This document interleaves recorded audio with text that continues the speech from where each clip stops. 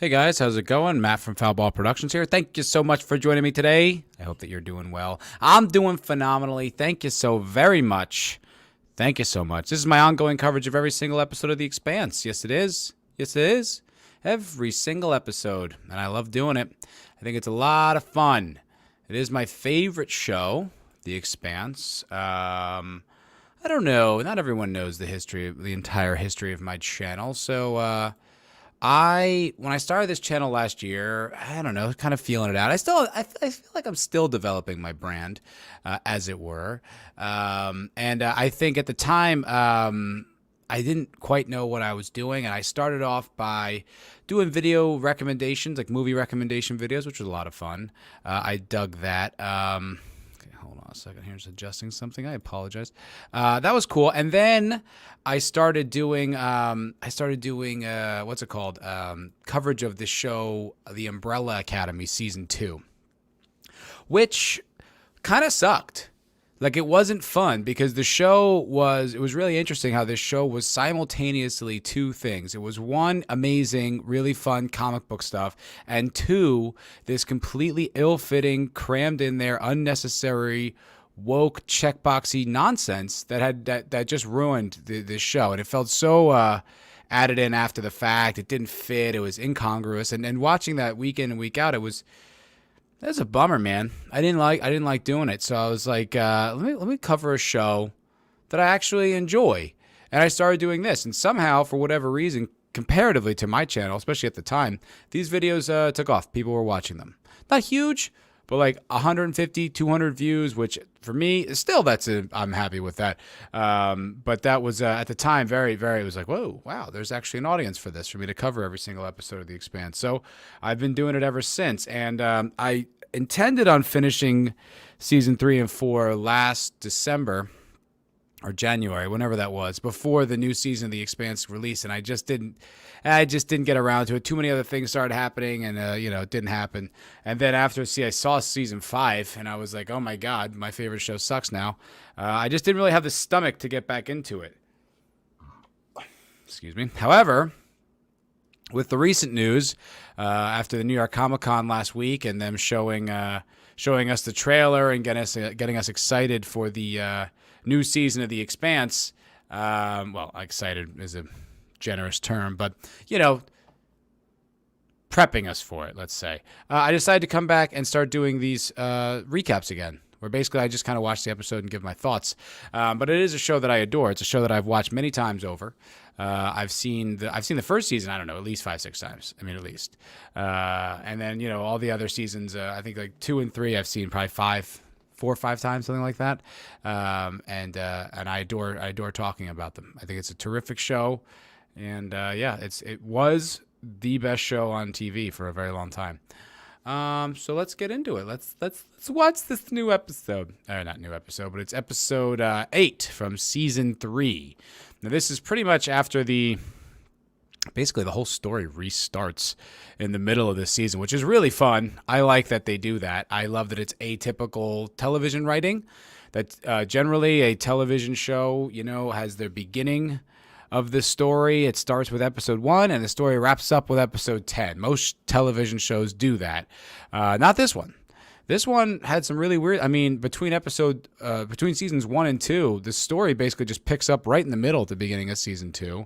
Then that story wraps up. They begin a new story, which then ends in the middle of season 3. And then a whole new story with this Ringgate picks up, which is really, really terrific. What's up, Elvis Ibrahimovic?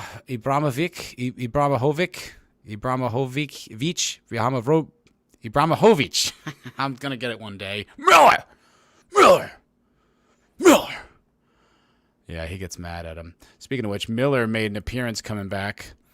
He just reappeared, I guess, in what's his name's brain?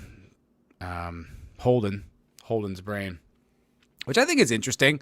I like that, and like the way Holden handles it is like logical. He thinks he's crazy, and he starts scanning his brain. He's like, I'm hallucinating. He's not. It's the what's it called? The proto molecule. Oh, God, I love the shit porn in this show. I really, really do. We got the whole fleet approaching the Ringgate. It's so cool. So much fun.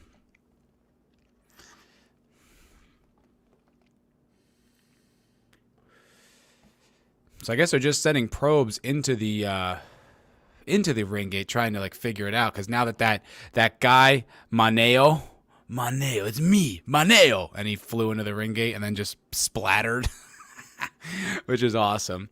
I know it's not really, it's I don't know why it's so funny that it happened to him, but it was. It's just because he's like, I'm gonna get this girl. I'm gonna show everybody. I'm gonna go in the ring gate first, and whoopsie daisy, he died. He died real quick. And so we have this. What is this woman's name? Anna Volovodov. Volovodov. The preacher with a heart of gold, who's now kind of like in the center of the decision-making process going into the ring gate. It's pretty interesting. I like her storyline. I like where she starts and where she goes. Ibrahimovic. Ibrahimovic.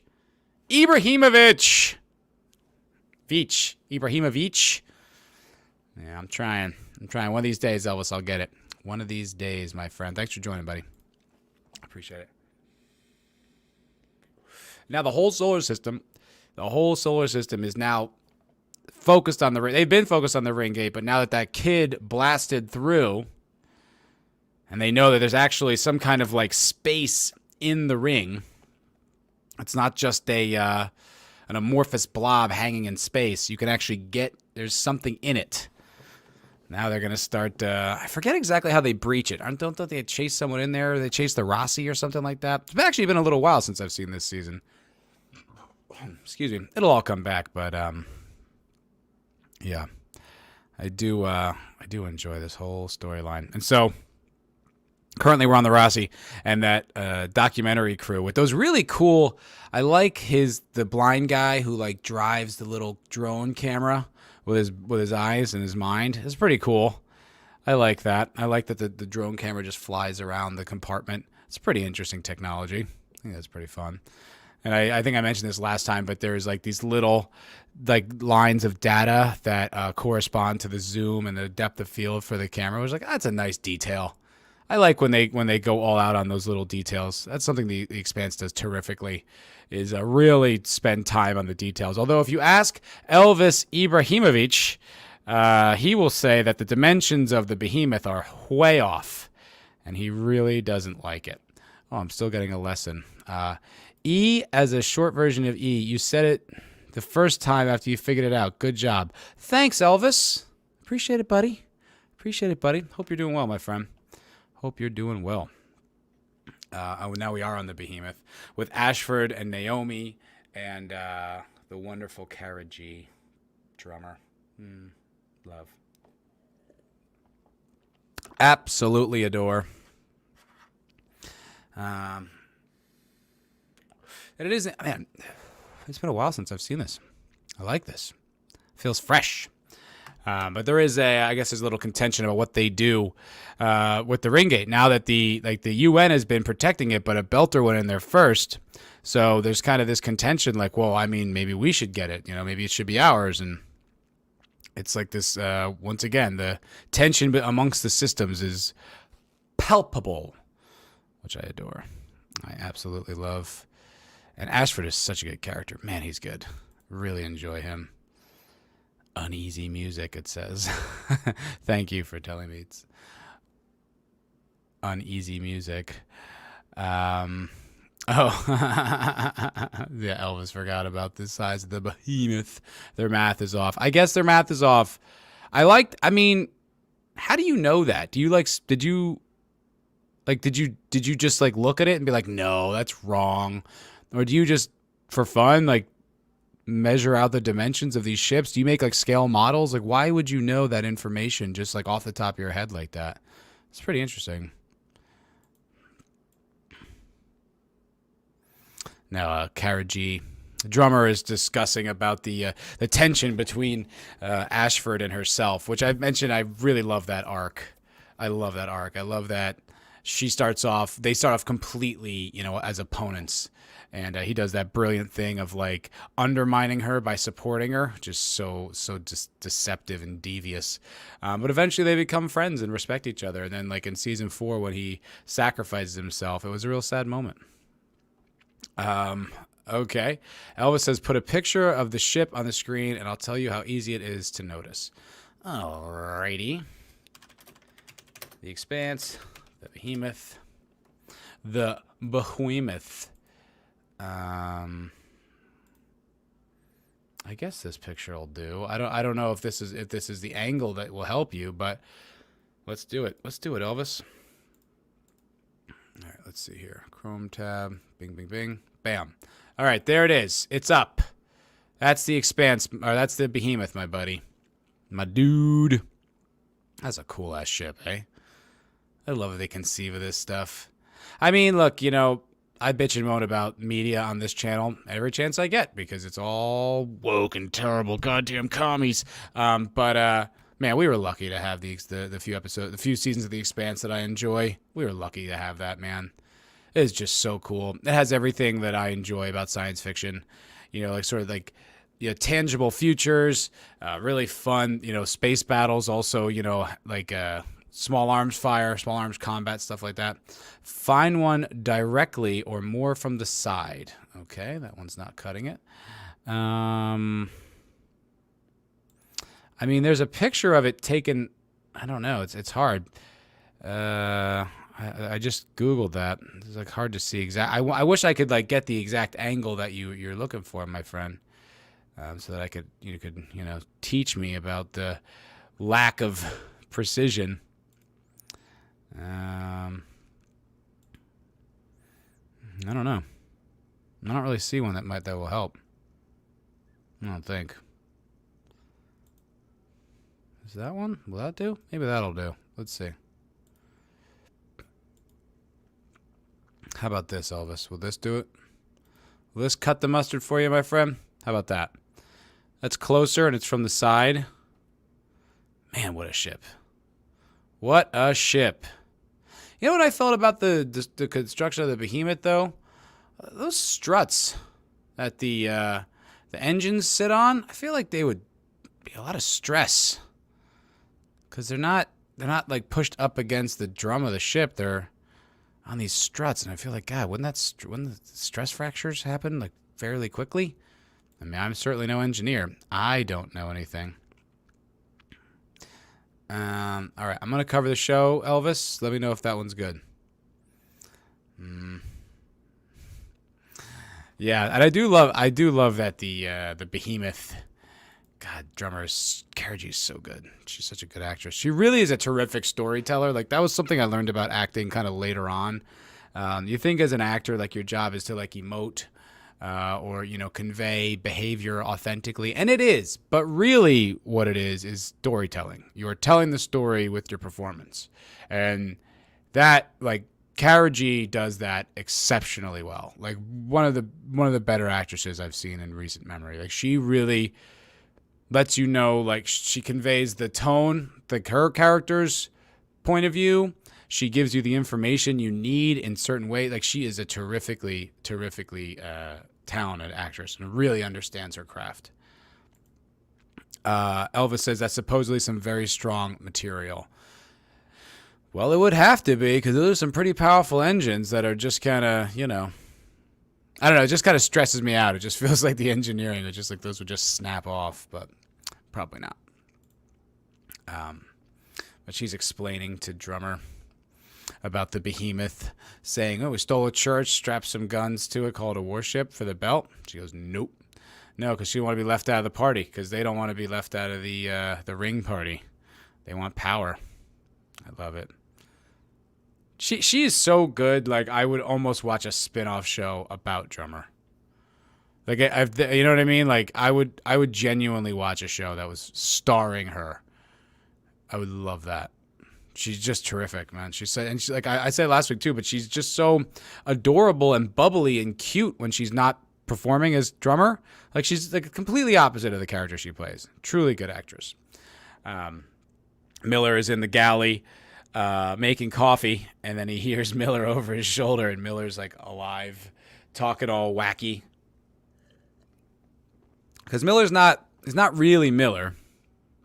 It's the proto-molecule's interpretation of Miller, right? Like, they explain that at the end of this season. It's like a reconstruction of him. So it's not really him, but it's kind of like him. What I don't understand is how they psychically connect the two. How did the protomolecule get inside Holden's head like that? I mean, I guess if the protomolecule can change the laws of physics, it can do stuff like that, but pretty interesting. I don't think, as far as I understand, I don't think in the books they ever get to the explanation of what the protomolecule is, but I would love to know what the creators think of the protomolecule, like what they envision, like how they view the protomolecule, what exactly it is and what it all means and where it all comes from. Because I think these guys have enough integrity that lore is well fleshed out in their head. And I love that kind of depth of writing and world building. It's so good. That's what this show did well for so long. The world, it felt exactly like the way Game of Thrones did early on, where it just felt like the world extended in every direction beyond the frame. Not just what the story was focusing on in that moment. It felt like if you walked around that corner, like all the Martian weaponry would be there, and there'd be explanations and depth and details for all of it. It's always, I always felt like it just really fleshed out their world, which takes a tremendous amount of work. I wrote a television pilot, science fiction television pilot, and then to develop the world, I mean, it just, you have to consider all these details, the implication of the world. Eventually you have to consider like world politics. It's a lot to build an entire world from the ground up, and I really admire how well they did it here.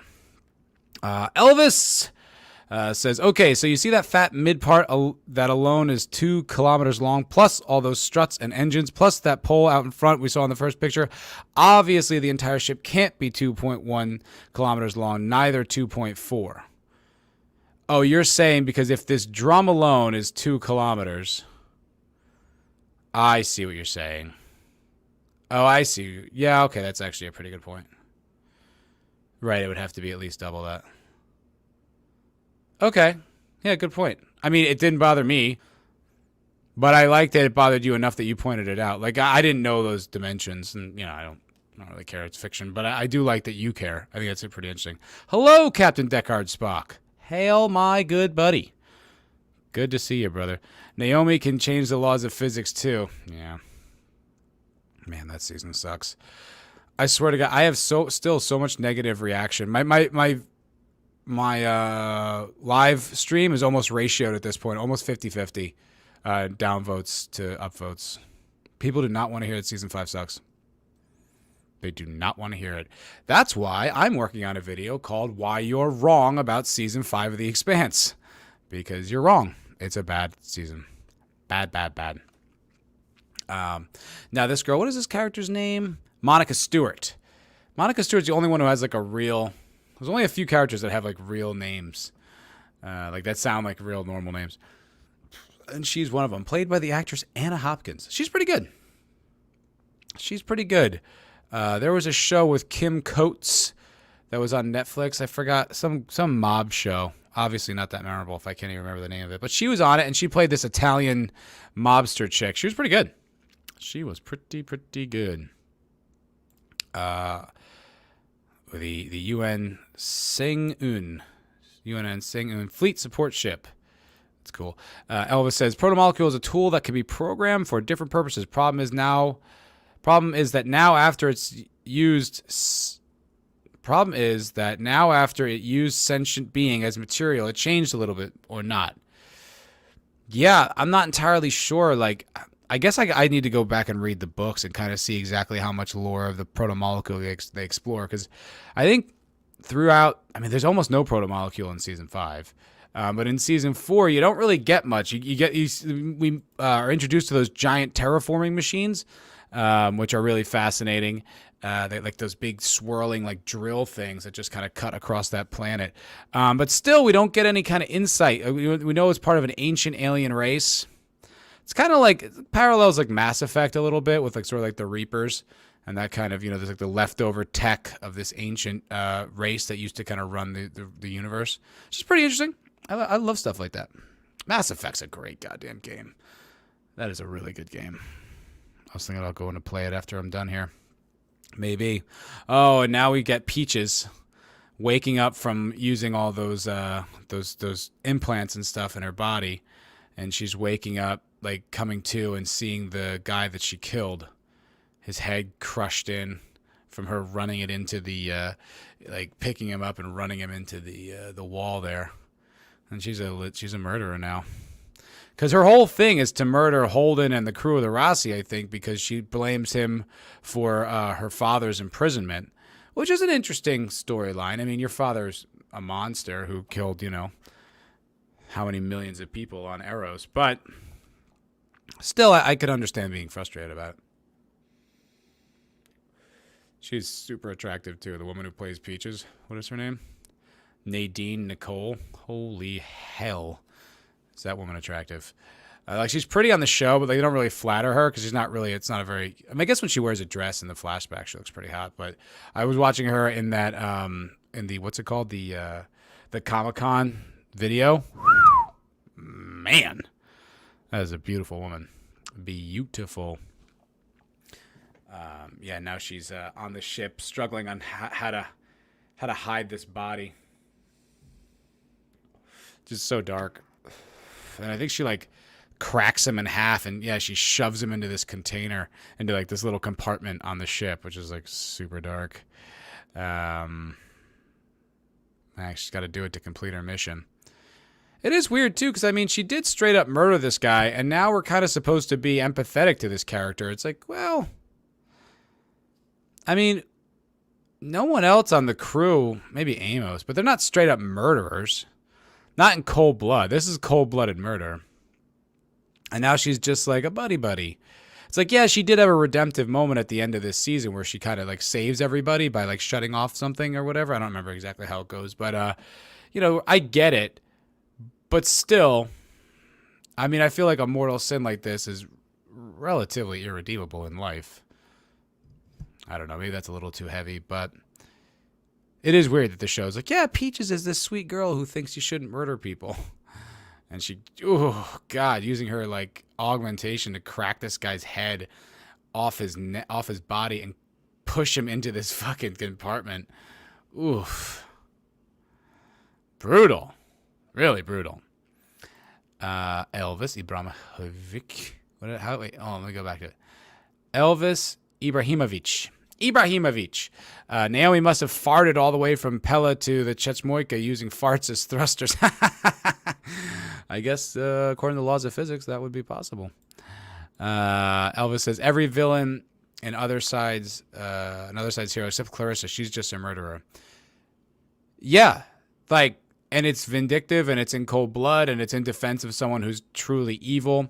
So while I respect the fact that they offer her a redemption arc, I don't know if I'm buying it, especially now that I'm going back and watching it. I'm like, oh, right. Yeah. You're like, they're kind of playing up Peaches as like this sort of sweet character. I mean, we talk about the big mistake at the end of season 5 where like she essentially gets that one, Eric's entire crew killed, because she's like, oh, don't kill people. And they're like, wait a minute, you're a murderer. And then you desecrated his body by cracking his head and shoving him into this container. You're a bad person. Like, you're not in any position to lecture anyone about morality or the sanctity of human life in any way. You're oof. You know what I love about The Expanse? I love the way in so many of the, like almost all the shots when they introduce a ship, they come from the back and they show you like the thrusters and they swoop around to see the front of the fleet. It's so cool. It's so good. I don't know if there's a game called, I think it's called Homeworld, which is a like an RPG style game, kind of not RPG, I mean real time strategy game, like what's it called, like StarCraft or whatever, but in space, and it's like completely 3-dimensional. It's pretty cool. A lot of the ship porn reminds me of the ships in that game, Homeworld. That was a fun game. You had to like harvest nebulas and stuff to get their resources. It was a good game. And all the ships have these like little tails, and you had to like move the ships in big like formations, and you can have like different configurations, like if you're going for military or if you're moving. Yeah, Homeworld was a good game. I haven't played that years ago. Elvis says another generic redemption story because representation. Yeah, probably. I mean, it is in the books, correct? I mean, this is the storyline in the books. But they do, I think that is kind of their agenda. I don't know if that's like, I don't know if they if they change that to survive the current climate and be like, hey, look, we're on board with wokeness, or, that was who they were. I don't know, but yeah, it does feel like that's kind of their angle now. So maybe, I don't know. Now what's his name? Ashford is coming to the deck, coming to the what's it called, like the command center of the ship, with a bottle of good, expensive liquor for his girls, and I guess he's trying to bond them. You know, hey, we're all in this together, girls. He says to Anderson Dawes and Fred Johnson for telling UN Secretary General Avasarala that any attempt to force this ship to turn back from the ring will be met with a cordial, and he gives a gesture, very aggressive gesture.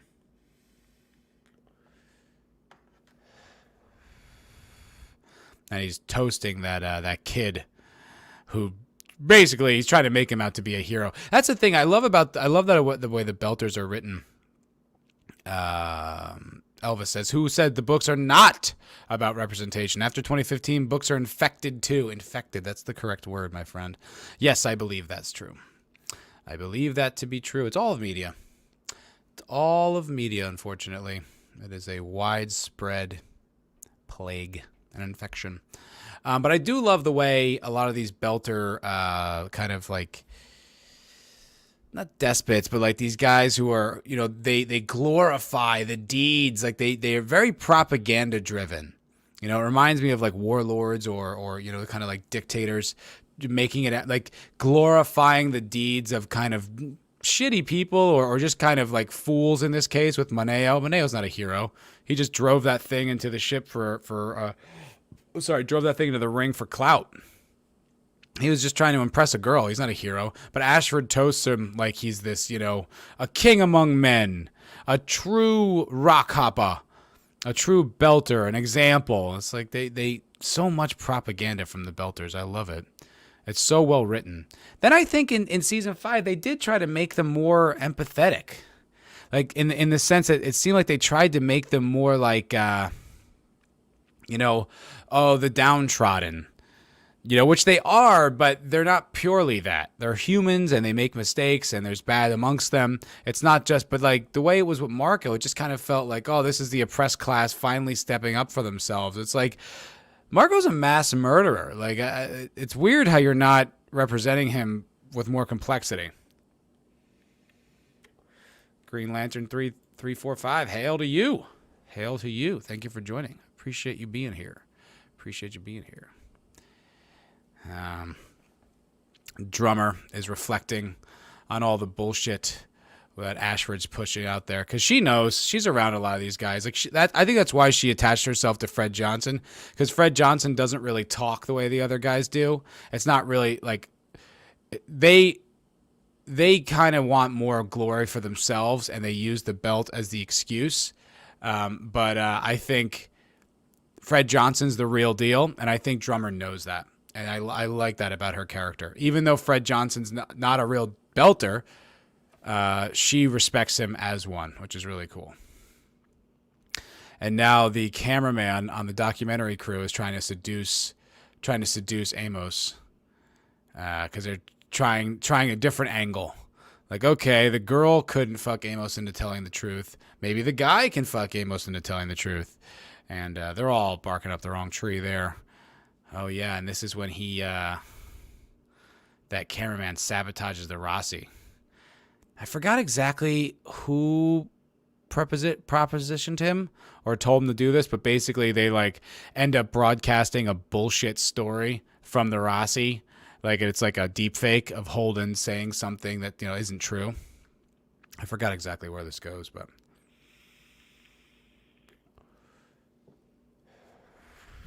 Now Holden is scanning his brain for any kind of ailment or flaw that would make him imagine that Miller's come back to life. And he scans himself over and over and over. And Monica picks up on that. Monica, the reporter, she's like, yeah, he scanned himself like 100 times or whatever. Which is good reporting on her part. And interesting storytelling. And I like that. It makes sense that his first conclusion would be, I'm crazy. Why am I going crazy? And considering the amount of stress that these guys have been under for this long, it's not shocking. It's not shocking. And Peaches is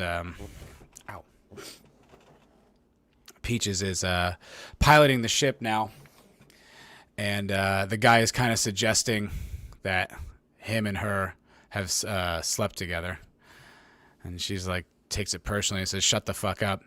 Ren's a decent man. Well, he was till you murdered him. You murdered him. Yeah, murdered a decent man. Feeling bad about it doesn't make it any less of a sin. She's cleaning the dried blood off her hands. Images flashing in her head of the murder, of him alive, and then the death. She cries about it. It's pretty good. And she's about to crash because she's so distracted. Goddamn. Almost killed them.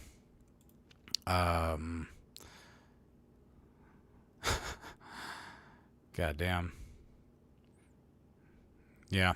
Interesting writing, interesting storytelling, too. And once again, it's another character that they introduce cold, without any explanation as to why, and then you find yourself gripped and compelled by their story.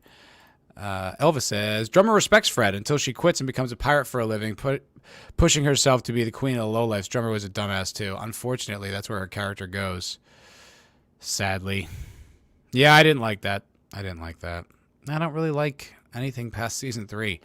I'll get back into season 4. When I get to that coverage when I finally get there.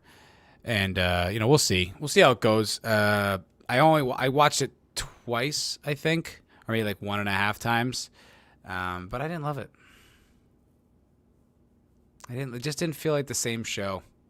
Characters just didn't feel the same. I don't know. We'll see. Yeah, now as Holden is scanning his brain, Miller appears again. And now he's like going back through all the stuff he used to say, doors and corners, all that stuff. I don't see it coming. It is interesting the way the proto-molecule can convey psychically. It's pretty cool. What's with the hat? Keeps the rain off my head. So the proto-molecule is getting him right here and there. Hey, Zax. Welcome, buddy. Good to see you. Good to see you, my friend. Just covering the Expanse, my friend. Just like the old days. Just like last year. Tom Jane he's really good in this. He shows up in a lot of different things. I like him in this. He's really good in Boogie Nights. He plays such a piece of shit. He has got a little tiny cameo in Scott Pilgrim where he's the vegan police. Freeze! Vegan police! And they take away his vegan powers because he, you drank half and half, baby. It's a funny little cameo for him to come in there. And he's got like little finger guns that have lasers, and they like, take away his vegan powers. No vegan diet, no vegan powers. It's bull roar. It's bull roar. He is great in this, Zax. Yes, he is. He's terrific. I love him as Miller. I had some people say they didn't like Miller. I'm like, I don't like you. I love Miller. What's not to like? He's a great character. Like I said, the only one that I don't love Cass Anvar and I don't love Stephen Strait. I like them both, but I just don't love them. Like whenever Stephen Strait gets super serious, I just can't take him seriously. Miller. All right. Okay. And then Miller disappears. And Wes, what's his name? Amos comes in, watching him talk to him, and he goes, "That may have looked weird." And he's like, "That's not my concern. I don't know what's going on in here, Cap. Not my problem." Amos is a great character. Goddamn. It's so funny. Amos is like, "Hey, there's anything you need to get off your chest. I'm not much help, but I don't judge." It's so good. Hey, Janet from another planet. Hail. Welcome. Thank you for joining. Thank you for watching this coverage of The Expanse. Love this show. Cosmic Squid. Damn, dude. I remember just the first time watching this through having no idea where this was going. No clue. And like the proto-molecule, like whatever it was doing on Venus. I had a feeling it wasn't done when it crashed into Venus, but then like it leaves the planet is this giant squid, and you're like, what is this thing? And then it creates this giant ring, and you're like, what is all of this? How it pays off is just utterly genius. I love it. Elvis says, did you see that railgun on the ship? Those 2 railguns are 60 meters long each, and 2 of those UNN battleships were at the ring, joined with 1 Martian with an 80-meter long railguns and 5x10 when Marco hit them. Are you saying it doesn't make any sense that they would be able to survive that from season 5? I don't really remember.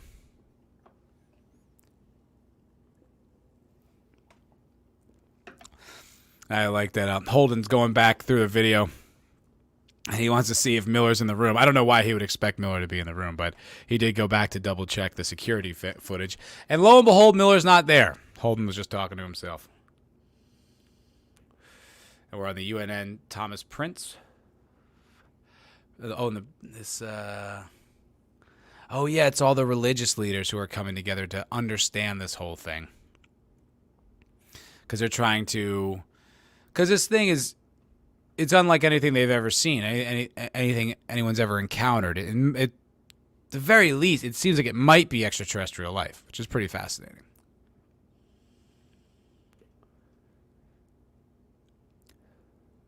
So I guess they had to bring in religious leaders to help interpret it. And then Peaches gets herself snagged here, still going by Melba at the time, because of Tina Fagan, played by Janelle Williams, another rather attractive lady, knows Melba from back in their personal life back on Earth. And, Melba gets kind of jammed up with it. And I think she kills her, right? And then the ship crashes or suddenly stops because of... why that didn't kill everyone on the ship, I don't know. I mean, if you're going like 20,000 miles an hour and then you all suddenly stop, how come everyone's not dead? Still, it was pretty interesting. A lot of people died. That's another episode. I should stick to the episode I'm doing. So now Anna Volovolodov, it's like going up to Peaches and reaching out, like, "Are you okay? Is everything okay?" And she's just like, probably can't tell her that I murdered a guy, so I'm just gonna be like, "Yep, I'm fine. I'm all good." All good. Zax says, this is probably unpopular, but I find the protomolecule not really interesting anymore. Do you mean because of how it's all played out, or you just don't find the concept interesting anymore? Because I could absolutely see the former, because of how poorly the show has handled a lot of these stuff. It's, just not making it very interesting. But as a concept, I find it pretty fascinating. I love what they're exploring there. This sort of thing that reconstructs matter for its own purposes. Pretty damn cool. Elvis says, I'm saying that Marco is very strategic and tactical. Crazy son of a bitch, because those 3 ships are the equivalent of a 1-2 U.S. carrier groups. Oh, yeah. No, I mean, he's a good villain. I think he's well established. And I like that the belt, like, they basically had him and then had to let him go. And then he just wreaks havoc on the whole solar system. It's pretty cool. Remember when Peaches folded that dude up? Yep. We covered that just about 15, 20 minutes ago. Peaches fucking murdering that guy by crashing his head into the locker or whatever, into the electrical cabinet, and then just folding him and breaking his head so that it would fit in there. It's so brutal. And yes, she does feel bad. Janet from Another Planet says, I always thought the protomolecule is like dark matter. That's an interesting theory. I think it's a little more advanced than that. Because dark matter is kind of everywhere in the universe, right? Like, they've proven that. Like, it's something that they can't quantify, but they know exists. Maybe. I don't know.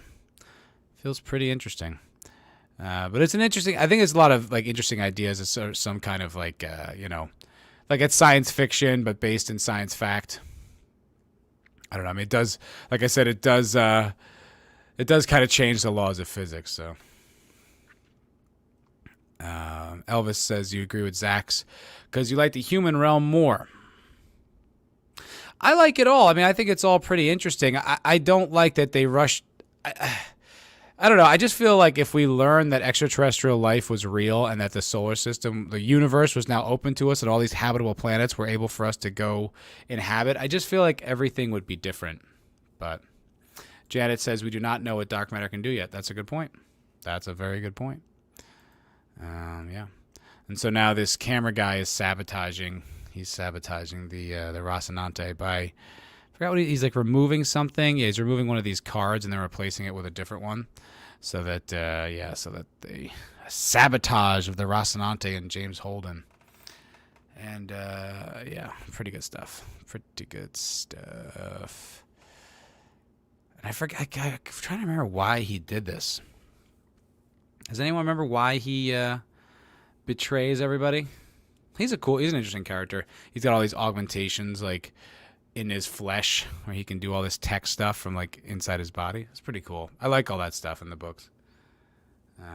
Monica Potter is Monica Stewart. Sorry, not Monica Potter. That's an actress. Monica Stewart's now the cameraman. They're like spying on Amos and Cass, talking about Holden maybe losing his fucking brain, which is pretty interesting. Elvis said she tried to set up Holden and kill him. She tried to kill Naomi, who was on her way of killing Holden. Season 6 will be interesting. All Peach's Sims will face reality on the Rossi. I feel like she's just gonna be like this sweet voice of reason. I don't think like the complexity of her character is gonna come into play much. They didn't explore it very well in this last season. It was almost like she was a victim for being in jail. You know, it made sense that they had to escape together. You weren't just going to leave her there. But it did just kind of feel like, oh, this poor girl is stuck in prison. It's like, yeah, this murderer is rightfully sentenced to jail. I don't know about that. Blind guy was on the Rossi collecting data for Melba's deep fake of Holden. Oh, Melba did it. That's right. That's right. Yeah, Melba set him up. Yeah, that's interesting writing, interesting story, and like someone with as much wealth as she has, like, yeah, I would find it reasonable that she could kind of create that sort of a complex subterfuge like that. Yeah, very interesting. Very. This writing used to be super tight. It sucks that now, like, I wish I could. When I first started doing these streams, it was all praise, you know.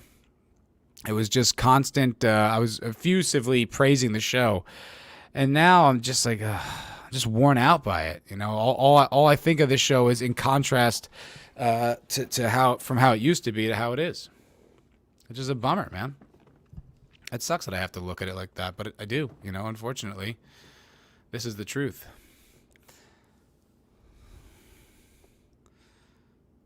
Yeah, Holden's figuring out something with the proto-molecule. Yeah, right. It's like that whole thing where something happens with the proto-molecule on one part of the solar system, and then it happens on the exact same time on another part. So like when Maneo crashes into the ring gate at the exact same time, that's when Miller appears. So interesting. Elvis says they will hate her in season 6 on the Rossi. I think that his creators, no matter how woke, still resist the wokeness to some extent. I think you're right. It feels the way Umbrella Academy season 2 felt. Like it kind of felt like they were forced to do it. Like I think that they're probably, you know, woke in general, but I think they must understand on some level how wokeness is contrary to good storytelling. So I think they're kind of had their hand forced a little bit to make it like this, especially considering the Cass Anvar situation. So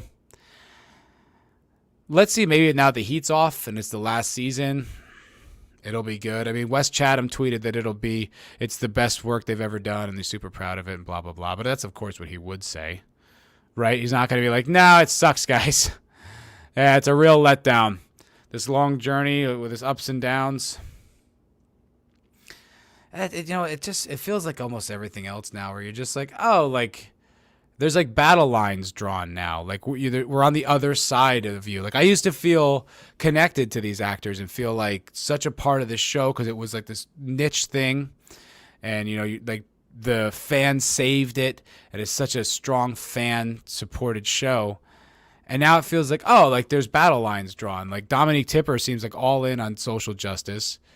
and now it seems like they're using the show for social justice purposes. And it's just like, I don't know. I just don't feel that same connection. Now I kind of feel like a resentment or a distance. I'm just like, oh man. Melba just blew up the ship. She hit the bomb and blew up the ship. Oops-a-daisy. Bit of a, yeah. West Chatham said that season 6 will have been a slap in the face for everyone. When did he say that? That's not what he tweeted out recently.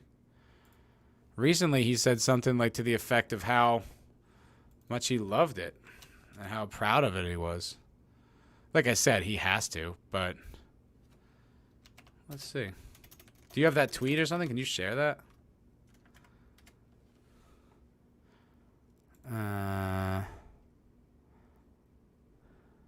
Yeah, and he still does the podcast with Ty Frenick, so I can't imagine, he's got any kind of strong negative feelings.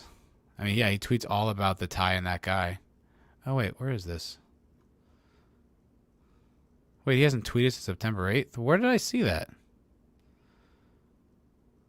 That's so... I definitely saw that. Maybe it wasn't him. But he hasn't tweeted. He hasn't tweeted in over a month. Where did I read that? Maybe that was Ty and that guy? Huh. I don't know. Now I'm not sure. I could have sworn I read that on Twitter, but I guess I didn't. Oh, he said on his podcast, slap in the face in a good way. Go out with a bang kind of a statement. Oh, okay. Yeah, okay. Yeah, we'll see. I don't know. We'll see. I don't have any high expectations. And I think that's the healthy way to go into this show now, unfortunately. Because I don't want to be as disappointed. Last year was hard, man. Last year watching that show was really disappointing. Especially the way it started off, and it was so good. It was so exciting. And like the first 3 episodes, I mean, really, I was in. There was things I didn't love, but it was most of all, I was like, whoa, not only is this not going to be good, this might be the best season of the show ever. And then, boy, was I wrong. It was the exact opposite. Yeah, I really can't wait to get to that season, actually, to explore it and kind of dissect the minutia of it. Because I still think there's a lot of people out there who don't get it. Like I don't know how many people are going to watch my videos on it, but if I can convince one person, I'd be happy. Because too many people are like, oh, you're negative, you don't get the Expanse. What a narrow-minded take, and it's like, no, man, this is an accurate take. I'm sorry if you don't want to hear it. I can understand why it's upsetting for you, but very juvenile if you can't accept that, and that's your problem. I'm sorry, but that's what it is. Now, like they're all kind of scrambling because that UN ship just exploded, the one that Melba blew up, and I think this is when Holden. Yeah, that's right. Now the message goes out, and they try to make Holden responsible for it. Yeah, which is pretty good, pretty badass, pretty good little subterfuge. Yep, there we go. Now Holden's message is going out, his deep fake.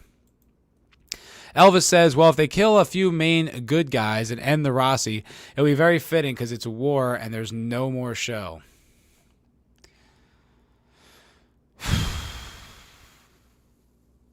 God, if they just kill like Amos and Holden and like all the girls live or something stupid like that, I'll be livid. And it might take a Last Jedi, like I feel like season 5 was The Force Awakens, where there's enough people who are still like, no, it's still good. It's still good. Season 6 might be The Last Jedi for The Expanse. It might be the season that just like is undeniably bad and changes people's perspectives forever. I don't know. Zach says, Matt, you have expectations and standards. So should we all. Abso-freaking-lutely, my friend. Especially for this show, as good as it was. It's not like I'm holding it against a standard that is unrealistic or unreasonable. It was this good for that long. It's not my fault I'm holding you up to your own standard that you did when you had less money and less, press. I don't know. Just not. Zach says, still love Amos. Season 1 Amos was amazing. Fucking A. Amos is pretty great all the way through. Like, his Season 5 arc sucks, but at least he still felt like Amos for the most part. Kinda. Season 4 was pretty interesting with that girl that he was like, Amos was in a relationship. It's like, oh, that's kind of fun. I like that. Elvis says, these were times when Drummer cared more about the belt than about main characters. Unfortunately for her, in Season 5, she changed. Yeah, and got lame. And just impotent. Which sucks because she was my favorite character. And now you're just like, would you just do something, please? Will you just be Drummer and kick some ass?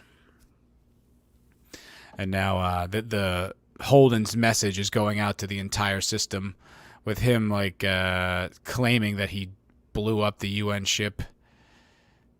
It's pretty good. We've struck the inner vessels and we'll strike again. Yeah, that he's like this OPA warrior. So interesting.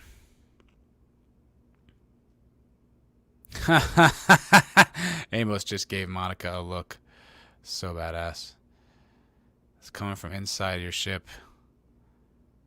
Oh, man. So dark.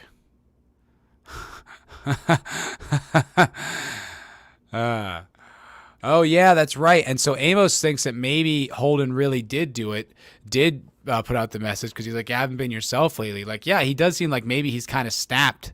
It makes sense. Zach says, Amos is still good. I just didn't like when he let Peaches talk him out of doing the obvious thing. Yeah, it was awful. Fucking terrible. Logically contradictive. It's just awful. It's just like... Because I know Amos needs a strong leader, but should it be Peaches? Like, Naomi seemed more virtuous. Like, Peaches is straight up a murderer. I mean, I guess Naomi is too, but kind of not to the same extent. Captain Decker Spark. I guess we'll have seasons 1 to 3. Yes, sir. That's all it is. You just kind of like, all right, you're just grateful for what you had. That's all you can really do. That's all you can really do.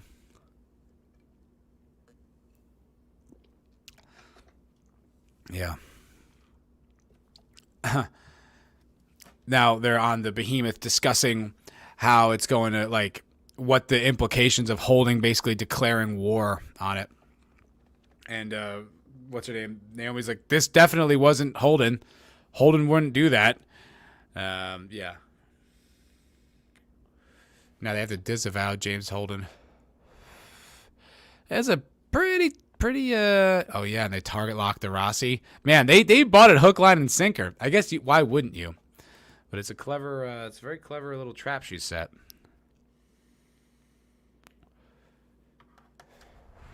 The drama is really hot right now too. You've got like Ashford is basically saying disavow Holden. Naomi's saying this is bullshit. Don't do it. And like now, like Drummer has to kind of decide between the two. Like, what does she do? And it's really tense and interesting. I love it. UN's target lock them. God damn, so interesting.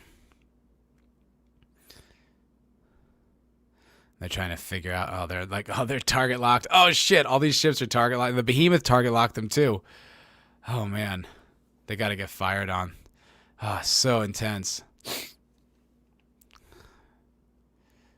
I love it. These moments are so good. That, like, whenever there was high drama in this show, like whenever there was good action sequences or ship to ship combat, it was always so justified. It was always so well, like earned. It was so earned. Around the time that I was doing this coverage, I was watching The Witcher show, and that's something that The Witcher show, as it went on, just did awfully. There would just be action for action's sake. It wasn't earned. You just be like, all right, I guess another sword fight has to happen because it's another episode. Whereas The Expanse never did stuff like that. Even in season 5, as shitty as it was, there wasn't just action for action's sake. I guess you could argue there was one scene where it was, but for the most part, it's still like they still kind of followed that structure. But other shows are just like, well, I guess we have to have an action sequence now. It's like, boo, boring. Elvis says, what I'm saying is that in book 7 and 8, some characters die rather quickly after having good but not much impactful arcs. Those ones can die in season 6. We'll see. I don't know. We'll see. I don't know. Elvis says, as I said, this was Drummer who cared more about the belt than about the main characters. Yeah, she did. She sure did. She sure did. Zach says Steven Strait has 2 acting tricks: shirt on and shirt off. That's pretty funny. Like I said, I think he got the job because he's charming. When he's not being intense, he's very good. He's very charming. He's very relaxed. You know, he comes across like, cool. You like him. You trust him. So it does kind of make sense. Let's give Amos his own show. Yeah, Amos and Drummer. I love it. Now Amos and Holden are fighting.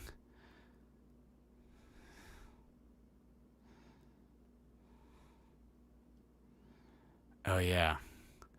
Right. And Holden wants a minute. He wants a minute alone to try to talk to Miller in the airlock.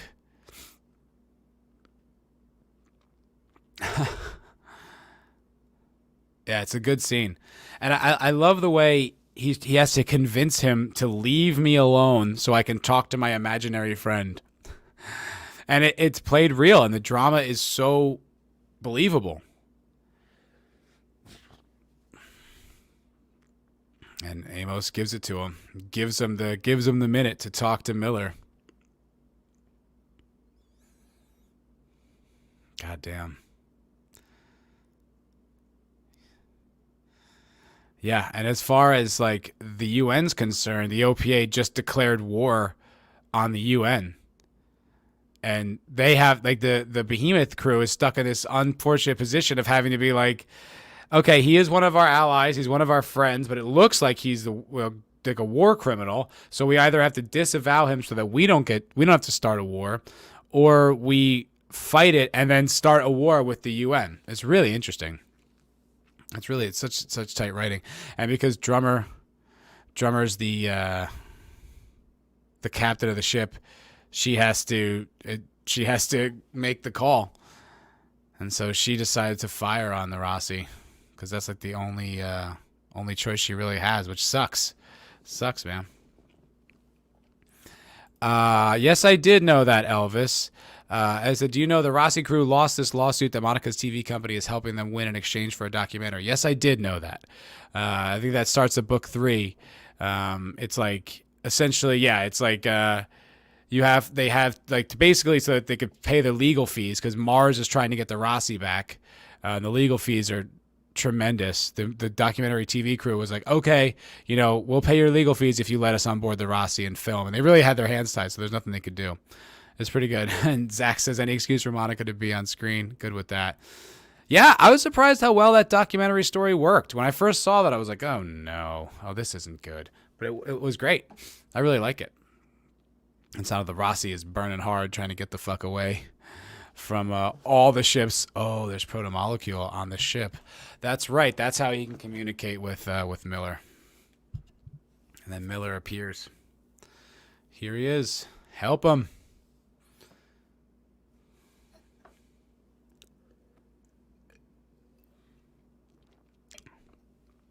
I love it. So cool. God, this show used to rule. Oh, there's a torpedo coming off the Behemoth, going right after the Rossi. Oh shit! They got to. That was great. That was awesome. What's his name? Cass. Alex Kamal goes, okay, everybody strap in. And then he juices it, and Amos just goes, bam, just like right down to the floor. What up, Vigilante Williamson? Hail, my dude. Good to see you, my friend. Good to see you. Great episode this week of the Culture Crime Fighters. If you guys haven't checked back to it, if you guys haven't checked it out, I listened to it yesterday trying to get a clip of it. It was good. I thought it was really entertaining. It's a really fun show. We talked about a lot of cool stuff. I thought it was a great show.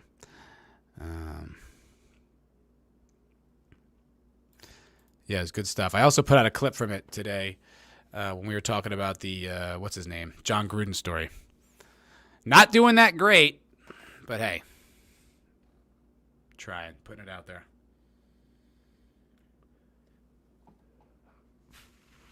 Oh, right.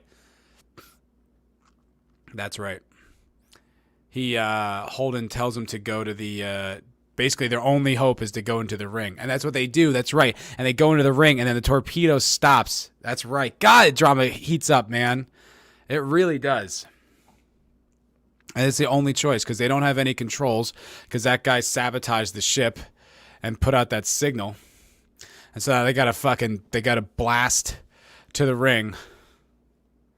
And now Holden's explaining to Miller how explaining to Amos the reason why he knows to go into the ring is because Miller told him. And then you have to be like, what? Yeah, dude, check out the Gruden video, Zach. So it was pretty fun. It was a fun little conversation me and Vigilante had. And Vigilante offered his conspiracy theories about sports and LeBron. It was pretty good. And we go into it even further on the full episode. So feel free to check it out, my dude. Because it was fun. It was an entertaining conversation. Oh, now they're blasting. Giving everyone the juice and pulling some hard G's. Trying to get into that the ring gate. And the documentary crew is on there like, what the fuck? They're going right for the ring. Oh, man, so exciting. God, this show used to rule. Just everything about it. And it's amazing still. Like, even though it sucks now, it's still a really underappreciated show. Completely underappreciated. There we go. And he's doing the flip and burn maneuver. God, it's so cool the way they do that. Those little tea kettle thrusters. They're just pulling so many fucking G's. Man, the actors really sell it. You really feel like they're going through agonizing gravity pain. Oh, she passed out. Which I guess is a concern when you're pulling a lot of G's because all the blood. Ooh! And they end it right before the torpedo collides with the Rossi. Brilliant. Brilliant. Oh, they don't end it, but they go to black. And they cut. And then they're in 0G. Just floating. There's droplets of blood in the air. And they're all just like, what just happened? And you see outside the camera, there's the torpedo stopped. Everything stopped. Just halted. The torpedo didn't get them. And they were right to go into the ring gate, the ring space. It's like right there. The torpedo it looks like 50 meters from the Rossi. It's like right there, but they just froze because of the ring gate physics. So good, man. God, this show used to rule. I miss The Expanse so much. Such a good show. Well, I do commit that I'm going to try to get through all the episodes before the new season, December 10th, which means I have about a month to get through, a bunch of different episodes. So I feel like I'll be able to do it. I'm going to try my best. I appreciate you guys watching and checking it out, and you guys sticking with it. Elvis, thanks for all your contributions, man. I appreciate it. Zach's good to see you. Excuse me. Vigilante Williamson, good to see you, buddy. Janet from Another Planet, good to see you. Captain Deckard Spock, thanks for hanging out, everybody. Much appreciated. Vigilante says, I know more about the Gruden story now than I did then. Yeah, well, I mean, there's lots to discuss there. Maybe you guys could talk about it on the cocktail lounge tomorrow night. I won't be there because I'm going down to Houston for the Renaissance Fair. But Vigilante will be there. Vigilante will be your host with the most for the MF for Cocktail Lounge. And Elvis says, I like season 5 only because of the Pella. I'm kidding. But that one is a beauty-looking beast and bird of prey. In season 6, we'll see it wrecking allied good guy ships. Yeah, well, we'll have to wait and see. But I appreciate you guys hanging out with me. Thank you so much. I'm Matt from Foul Ball Productions. This is my ongoing coverage of all of your episodes of The Expanse. And come back for the next one. Thanks for hanging out with me. All right, you guys have a great night. Toodaloo.